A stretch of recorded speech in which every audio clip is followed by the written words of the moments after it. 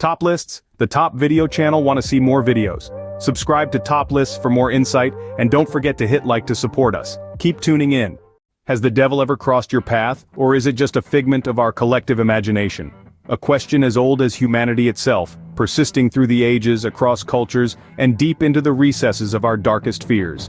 The devil, or Satan, has been depicted in countless ways.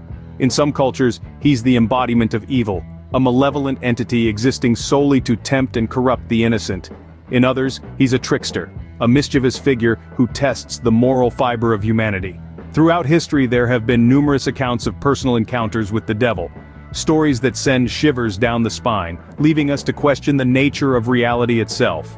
Are these tales mere folklore, spun from the threads of human fear and imagination? Or could they be chilling evidence of the devil's existence? From legendary deals at Crossroads to haunting possessions, we'll explore 10 such encounters. Let's delve into these chilling tales, and you can be the judge. Have you ever been so desperate for success that you'd strike a bargain with the devil himself? This brings us to the legend of Robert Johnson, a blues musician from the early 20th century. Johnson was an average guitar player at best, but suddenly, he began to exhibit extraordinary talent, outplaying seasoned musicians with ease. The story goes that Johnson, in his desperation for musical mastery, encountered the devil at a crossroads in Mississippi. The devil, always ready to make a deal, offered Johnson unparalleled musical prowess. The price? His very soul. Johnson, so the story goes, accepted this unholy bargain. What followed was a meteoric rise to fame, Johnson's music captivating audiences far and wide, but his success was short-lived. At the tender age of 27, Johnson was struck down, his life abruptly ended. A meteoric rise to fame followed by an untimely death, coincidence or the devil's due? What happens when an ordinary family home turns into a playground for demonic forces? Imagine a picturesque farmhouse in Rhode Island, home to the Perrons family, a place they thought would be their sanctuary, their dream home, but little did they know, they were about to be thrust into a real-life nightmare. In the early 70s, the Perrons began experiencing strange occurrences. Objects moved on their own, chilling cold spots appeared out of nowhere, and an ominous presence seemed to always be lurking in the shadows. The family's matriarch, Carolyn, was the most affected. She was tormented with disturbing dreams and physical attacks from an unseen force. Their story inspired the hit movie, The Conjuring, bringing their terrifying experiences to the silver screen. It's said that even renowned paranormal investigators, Ed and Lorraine Warren, were chilled to the bone by the events that unfolded in the Perron household. A house of horrors or a visit from the devil himself? Can the devil leave his mark in the physical world? Let's journey back to the winter of 1855 in England.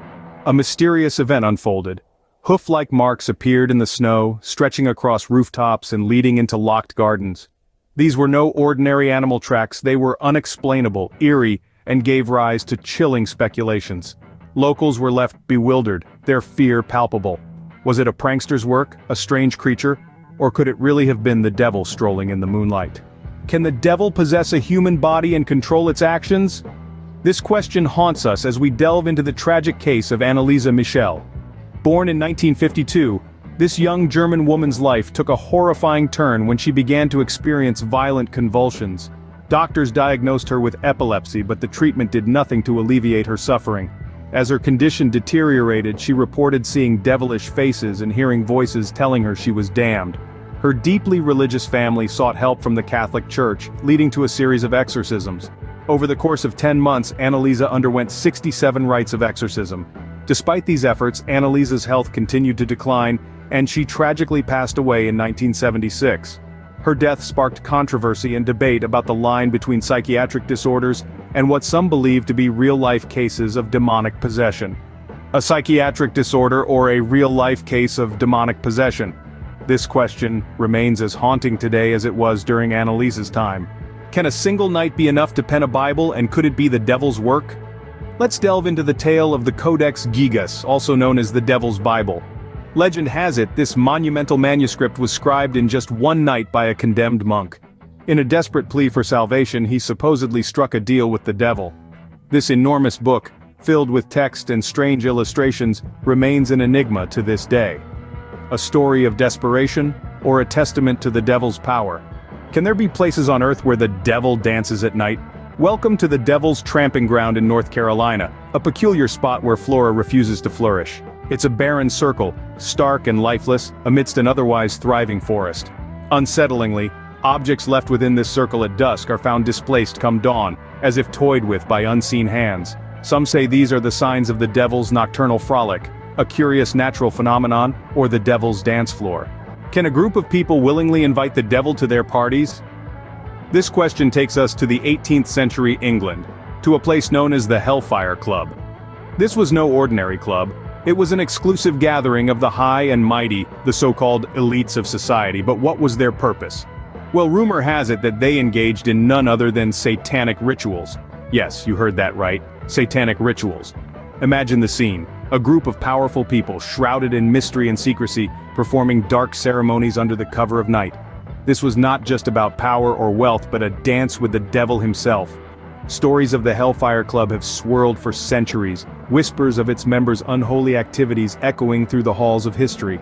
So were these tales mere scandalous rumors, cooked up to tarnish the reputation of the influential? Or are they chilling evidence of the devil's influence among the powerful? A scandalous rumor, or evidence of the devil's influence among the powerful? Can the devil be a master builder? Let's take a trip to the heart of Switzerland, where a peculiar bridge stands known as the Devil's Bridge. This isn't your ordinary piece of architecture. Legend has it that this bridge was constructed by none other than the devil himself. As the story goes, the villagers needed a bridge to cross a treacherous gorge, but the task seemed impossible. In their desperation, they made a pact with the devil. He would build the bridge, but in exchange he demanded the soul of the first one to cross it. The devil, with his cunning, completed the bridge overnight, but the villagers outsmarted him. Instead of sending a human, they sent a goat across the bridge, tricking the devil into taking the goat's soul instead. The bridge still stands today, a testament to this chilling tale. So was it a captivating legend woven by skilled storytellers? Or was it indeed a pact with the devil etched in stone? Can a harmless child become a vessel for the devil? In the mid-20th century, a story emerged that would send shivers down the spine of anyone who heard it. A seemingly innocent boy, known to us only as Roland Doe, found himself at the center of a terrifying ordeal.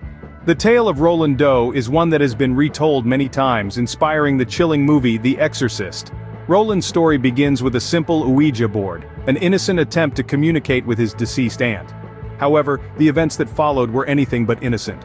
Unexplained phenomena began to occur around the boy.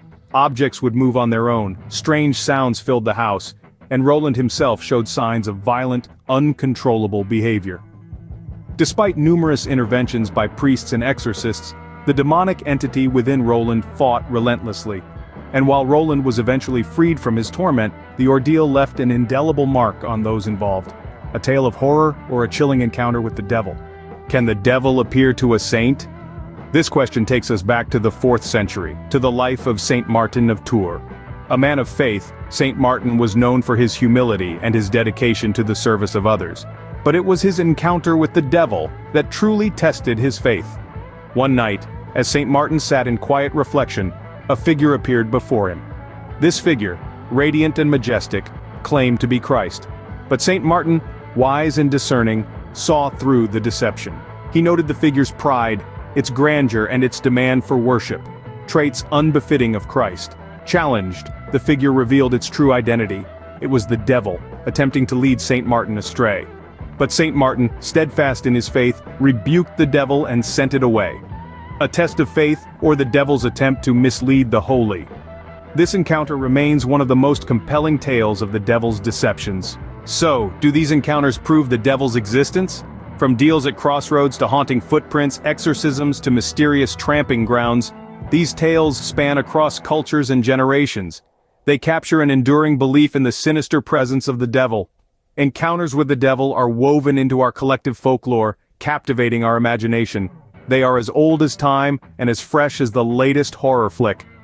Whether or not you believe, these tales remind us that the devil, in one form or another, continues to captivate our collective imagination. Top lists, the Top Video channel. Want to see more videos? Subscribe to Top Lists for more insight, and don't forget to hit like to support us. Keep tuning in.